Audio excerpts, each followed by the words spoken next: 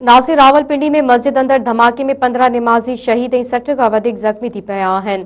तरलाई वारे इलाइक़े में जुमे जी निमाज़ दौरान ज़ोरदार धमाको थियो।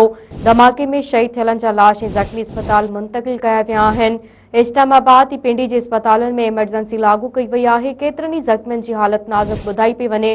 पुलिस अमलदारनि जो चवणु आहे त आपघाती बमबार मस्जिद अंदर दाख़िल थियण जी कोशिश कई, जंहिंखे दरवाज़े वटि रोकियो त उन पाण खे धमाके सां उॾाए छॾियो। ॿिए तरफ़ सदर आसिफ अली ज़रदारी ऐं वज़ीर आज़म शहबाज शरीफ़ धमाके जी मज़म्मत कंदे ज़ख़्मियुनि खे बहितर तिबी सहूलियतूं फ़राहम करण जी हिदायत कई आहे। ब्रेकिंग न्यूज़ अवां खे ॾियूं पिया। रावलपिंडी में मस्जिद अंदर धमाके में 15 निमाज़ी शहीद ऐं 60 खां वधीक ज़ख़्मी थी पिया आहिनि। तरलाई वारे इलाइक़े में जुमे जी निमाज़ दौरान ज़ोरदार धमाको थियो।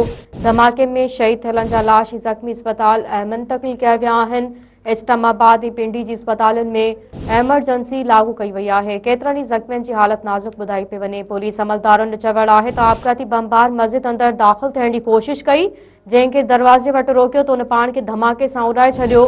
ॿिए तरफ़ सदर आसिफ अली ज़रदारी ऐं वज़ीर आज़म शहबाज शरीफ़ धमाके जी मज़म्मत कंदे ज़ख़्मियुनि खे बहितर तिबी सहूलियतूं फ़राहम करण जी हिदायत कई आहे।